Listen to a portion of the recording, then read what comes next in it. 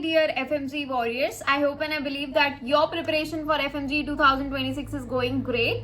तो बच्चा लोग आज का जो सब्जेक्ट हम कवर कर रहे हैं दैट इज ऑब्स्टेट्रिक्स. इसकी बहुत सारी वीडियोस आएंगी एंड आई विल ट्राई कि आज मैं सारी वीडियोस कंप्लीट अपलोड कर दूं, क्योंकि जो भी वीडियोस हैं वो सिस्टम वाइज हैं, इसीलिए ये जो टॉपिक है या ये जो सब्जेक्ट है बहुत ज्यादा इंपॉर्टेंट है. So without wasting much of your time, let's just start. Now, the first question is, which of the following mechanism is the mechanism of action of inhibin? तो inhibin क्या होता है पहले तो हमें ये जानना है. inhibin क्या होता है बच्चा लोग? So we will write. So inhibin क्या होता है? inhibin basically एक primary hormone है. That is produced by what? It is produced by your granulosa cell. Right, and what it does is it inhibits the secretion of FSH from your anterior pituitary, right? So what will be the answer of this? The mechanism it inhibit the FSH secretions. Now next question, a 28-year-old woman T1L1 presents with intermenstrual bleeding from past 1.5 months. What is the first investigation to be performed? इसमें पूछा जा रहा है कि first investigation कौन सी होनी चाहिए जो आप करवाओगे. So the very first investigation it is T1L1. So what should be the first investigation we should perform? Is it USG abdomen? वो तो हम बाद में करा लेंगे. TVS वो भी बाद में करा लेंगे. एंडोमेट्रियल बायोप्सी वो तो बहुत ही बात की बात है. So the answer to this is urine pregnancy test. Okay, because ये जो इसकी इंटरमेंस्ट्रुअल ब्लीडिंग है, so intermenstrual bleeding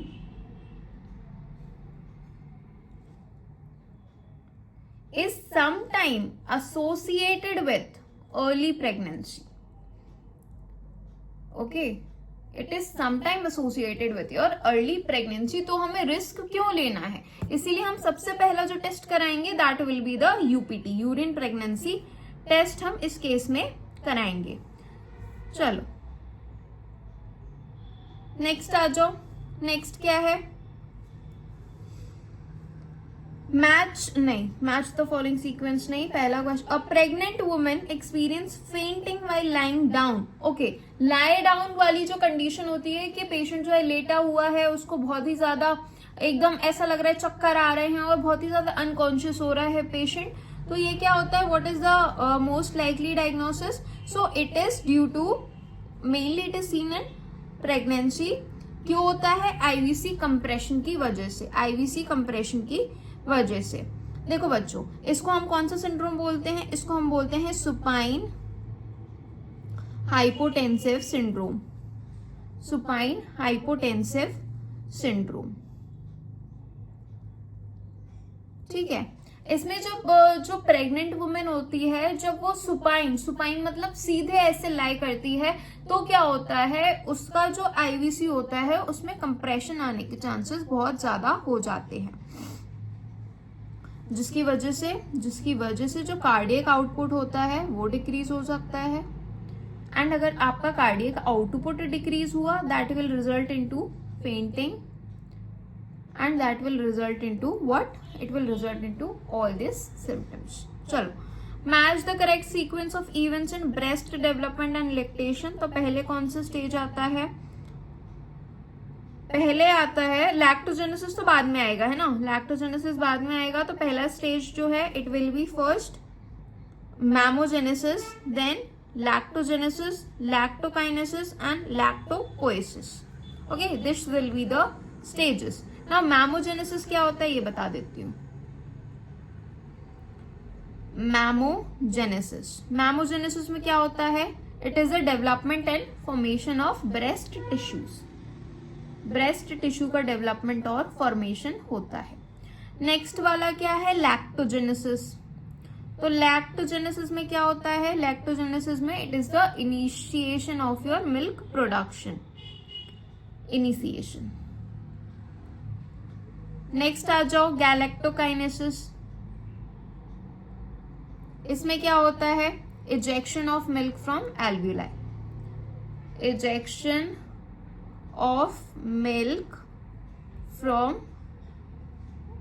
alveoli, right. Next आ जाओ गैलेक्टोपोइसिस। गैलेक्टोपोइसिस क्या होता है, गैलेक्टोपोइसिस मतलब जो प्रोसेस हो रही है उसको मेंटेन करना। सो it is the maintenance of milk production, maintenance of milk production.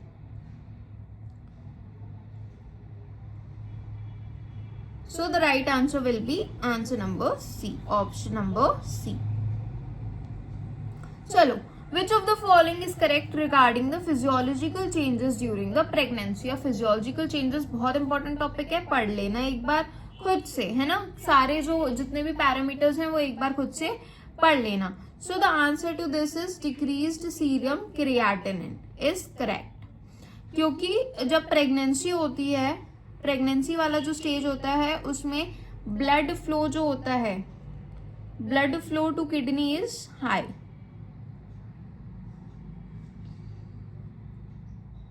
जिसकी वजह से क्या होता है, अगर ब्लड फ्लो ज्यादा है तो क्या ज्यादा होगा, जीएफआर जो है वो ज्यादा होगा, जीएफआर जो है वो इंक्रीज होगा and rate of creatinine excretion भी ज्यादा होगी।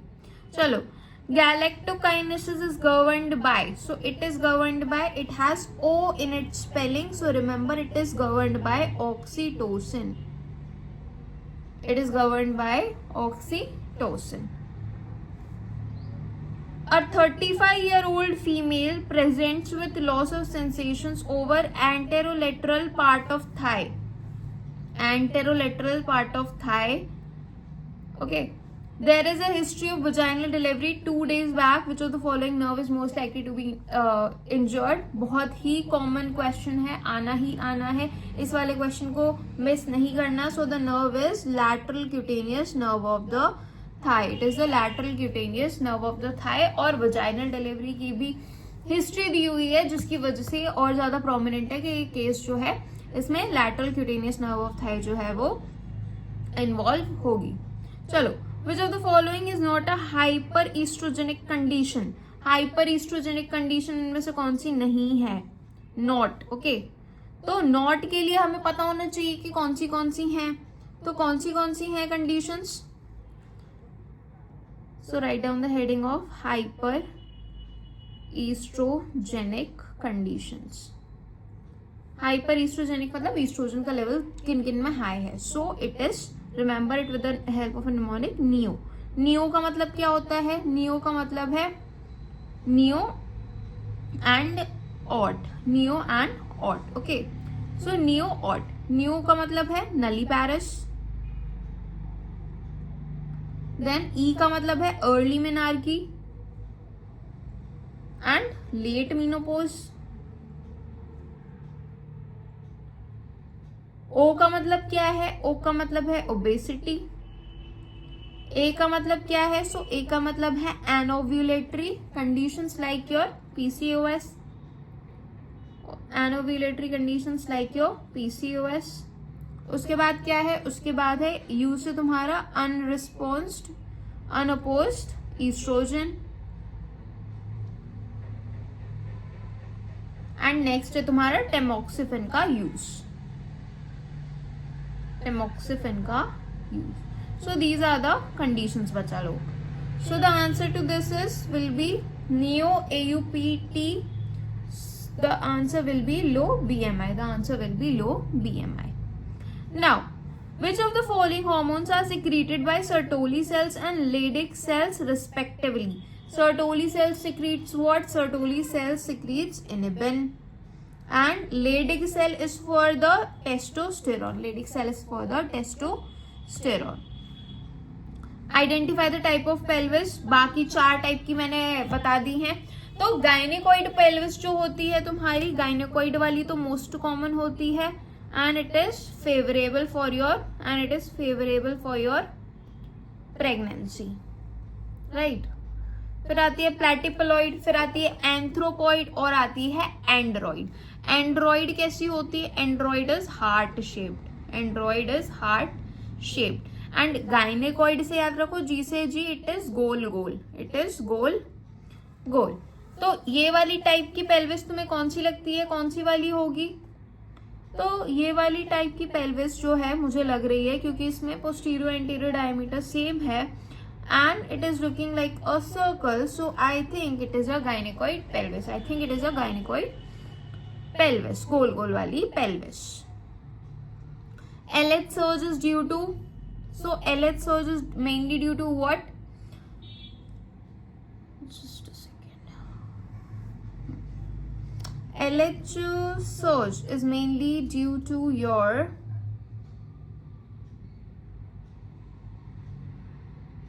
I think it's estradiol. LH surge is mainly due to your estradiol. It is mainly due to your estradiol. Now, which of the following peak is responsible for ovulation? Ovulation के लिए कौन सी peak responsible होती है? This is the diagram that you have to take for reference. ये luteal phase होता है, follicular phase होता है, ovulation होता है, LH hormones जिसके लिए responsible होते हैं, then you have the body temperature, then you have FSH, estriol and progesterone. So the answer to this is which of the following is responsible for ovulation? तो ovulation के लिए कौन सी? C वाली responsible होती है. It is number C. Now, location of Bartholin gland opening / Bartholin cyst. Bartholin cyst और Bartholin gland की opening कहाँ पर होती है? So the answer is A, in the vestibules. In the vestibules. Next, a young girl with a complaint of not attaining menarche presents with periodic abdominal pain to the hospital on examination, presents with the image seen, which of the following the girl is suffering from? So as you are able to see that there is no opening, right, there is no opening in the hymen, so this is the case of your imperforate hymen. It is the case of your imperforate hymen. Okay, now next question guys. Next question is epithelial lining of fallopian tube. So epithelial lining of fallopian tube is ciliated columnar. Is ciliated columnar. 3 layers होती हैं mainly. कौन सी? Serous. Then you have muscular. Then you have the mucous membrane. Now, a patient presents with secondary amenorrhea after 3 months of abortion. The serum FSH level is 6 in. Just a second, what has happened? Okay. Serum FSH again. Serum FSH is this much. What is the probable diagnosis? Okay. So the probable diagnosis of this patient can be Asherman syndrome. It can be Asherman syndrome. Why? Because in Asherman syndrome we will write down Asherman syndrome. In Asherman syndrome, what has happened? There is adhesion. Adhesions in the uterine cavity. Which leads to the complete abnormalities. Now, next you have is the Sheehan syndrome. तो Sheehan syndrome में तो बच्चों क्या होता है? Pituitary की necrosis हो जाती है ना? पिट्यूटरी की नेक्रोसिस हो जाती है. Fresh pregnancy, I don't think so it is fresh pregnancy. And premature ovarian failure क्यों नहीं है? क्योंकि इसमें क्या होता है premature ovarian failure में जो FSH है उसका लेवल जो है थोड़ा सा ज्यादा हाई रहता है. चलो ये वाला आइडेंटिफाई करो. HSG image. So you have bicornuate uterus.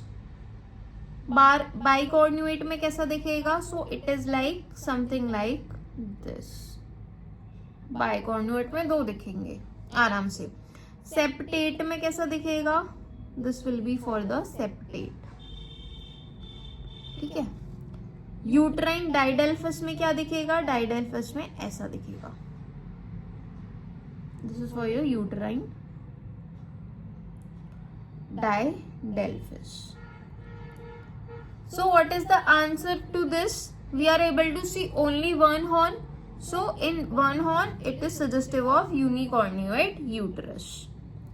Double decidual sign कहाँ देखने को मिलता है? Double decidual sign is associated with what? It is associated with gestational sac. It is associated with your gestational sac and it is the sign of your early pregnancy. It is a sign of your early pregnancy. On the basis of the given image, what is your diagnosis? Okay, वो तो image तो नहीं दी उन लोगों ने, but anyway what I want, ये जो diagnosis थी that was of hydrosalpinx. Okay, it is the diagnosis of हाइड्रोसैल्पिनिक्स. इसमें क्या होता है? डायलेटेड ट्यूब्स दी थी and they have given no peritoneal spill. चलो, most dependent part in a sitting female is pouch of Douglas. Pouch of Douglas is the most dependent part. तो recto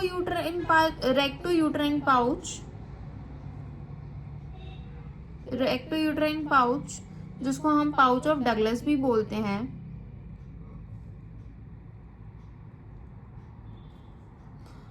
उसमें क्या होता है? मेनली उसमें एक एक्सटेंशन होता है पेरिटोनियम का between the posterior wall of uterus and the rectum. Between the posterior wall of uterus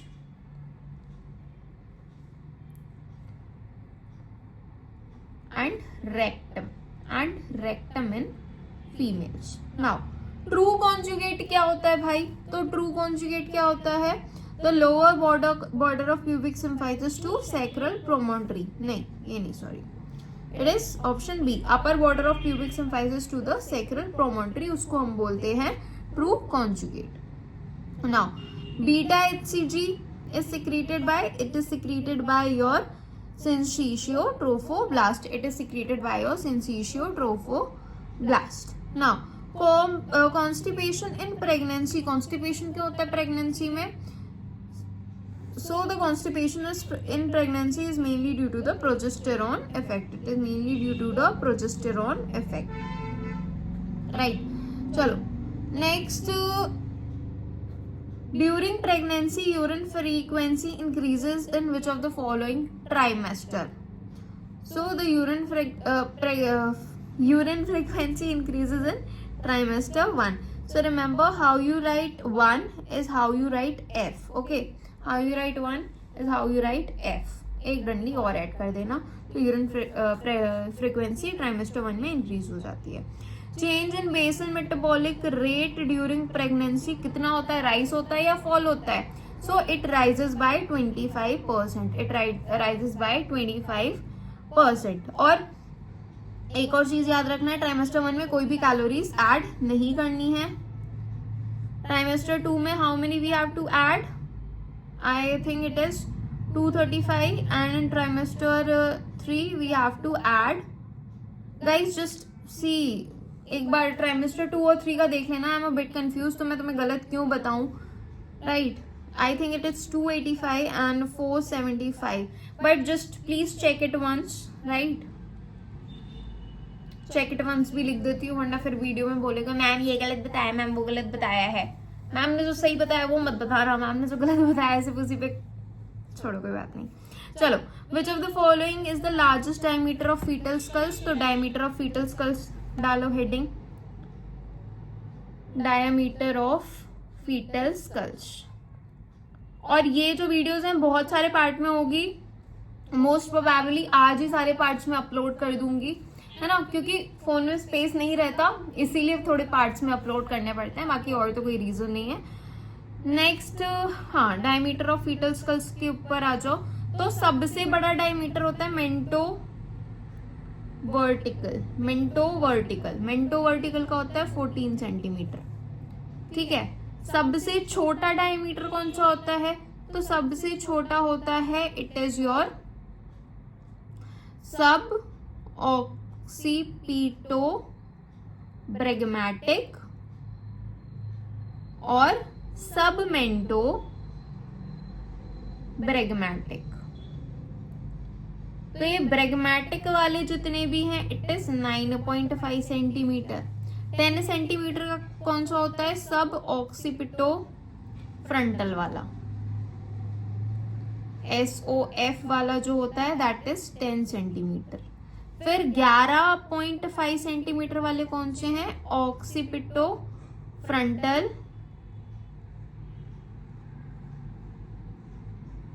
and submento vertical, okay, and SMV। तो लार्जेस्ट कौन सा है? Largest is your mento vertical, mento vertical. ऐसे याद रख लो, वर्टिकल में L आ रहा है and mento V for victory. Victory कब करते हैं? जब हम जीत जाते हैं। चलो, which of the following what is the least diameter of pelvic inlet? कौन सा है least diameter of pelvic inlet? So the least diameter of pelvic inlet is your sacrocotyloid, okay. और कौन से होते हैं? आउटर डायमीटर्स मेनली पूछे जाते हैं। आउटर डायमीटर्स की अगर मैं बात करूं, so you have antero posterior, transverse and your oblique, है ना। इसमें क्या होता है? 11 centimetre, then you have 13 centimetres and then you have your 12 centimetre. Smallest diameter of fetal skull it is biparietal, ठीक है, ये याद रखना, biparietal is the smallest. Placenta develops completely by this age of gestation. By which age of gestation the placenta develops? So the answer to this is how many? It is your 12 weeks. It is your 12 weeks, right? Placenta के दो components होते हैं, fetal, maternal। अगर placenta identify करने को देगे तो कर दोगे। जो रफ वाला सरफेस होगा तुम्हारी प्लेसेंटा का that will be of mother, और जो शाइनी वाला सरफेस होगा that will be of fetus. बस इतना याद रखो अभी। चलो, vessel which disappears in placenta, कौन सी वेसल डिसअपियर हो जाती है? So it is your right umbilical vein, it is your right umbilical vein which disappears. Which of the following decreases during the pregnancy? तो कौन से पैरामीटर्स डिक्रीज हो जाते हैं? It is your what? Systemic Venus resistance, it decreases, right. Increase कौन से होते हैं? सो इंक्रीज की अगर मैं बात करूं, कार्डियक आउटपुट इंक्रीज होता है, हार्ट रेट इंक्रीज होता है, प्लाज्मा वॉल्यूम जो है वो इंक्रीज होता है। नॉर्मल पीएच वजाइना के कितना रहता है? 4.5 to 5.5, 4.5 to 5.5। Nulliparous cervix is to body uterus ratio कितना रहता है? It is 30:70। True support of uterus कौन है? True support of uterus, so you need to know the supports of uterus, supports of uterus. So you have the primary support and you have the secondary support. तो remember, बहुत ही प्यारा mnemonic बता रही हूं मैं तुम्हें। प्राइमरी सपोर्ट क्या होता है? प्राइमरी सपोर्ट होते है तुम्हारी फैमिली, ठीक है, प्राइमरी सपोर्ट होते है तुम्हारी फैमिली। और सेकेंडरी सपोर्ट क्या होता है? सेकेंडरी सपोर्ट होता है God. So you can remember, primary में क्या आ जाता है? या तो बेटा या तो बेटी होगी, तो लेट्स से बेटे का नाम है Pappu, and then you have mother with the name of Rupa, okay, Rupa. So Pappu में क्या क्या आ गया? इट इज पेल्विक डायफ्राम आ गया, और क्या आ गया? पेरिनियल बॉडी आ गई। यू से क्या आ गया? यूरेथ्रल स्फिंक्टर आ गया। रूपा में क्या क्या आ गया? राउंड लिगामेंट आ गया, यूट्राइन एक्सेस आ गई। P for you have pubocervical ligament, then you have the uterosacral ligament, and then you have the cardinal ligament। ठीक है, बाकी सारे आ गए सेकेंडरी में। क्या क्या आ गया? ब्रॉड लिगामेंट आ गया, वेसाइको यूट्राइन पाउच आ गया, रेट्रोवेजाइनल पाउच आ गया। तो true support of uterus is what?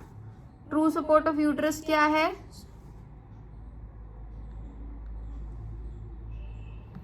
कौन सा है true support of uterus? So in the true support of uterus it is your cardinal ligament. It is your cardinal ligament. Which glands open on posterolateral margin of vaginal opening?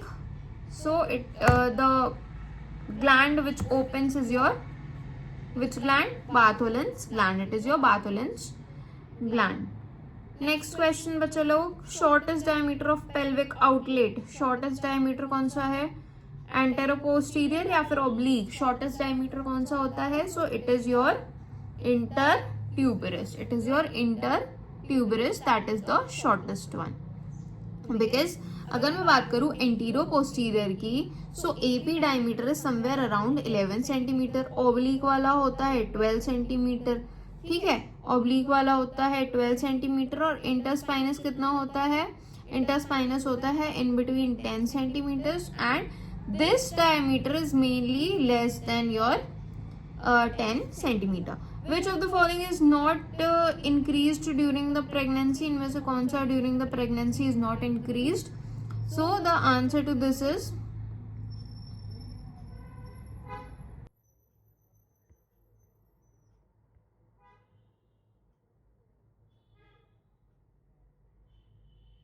which of the following is not increased during the pregnancy?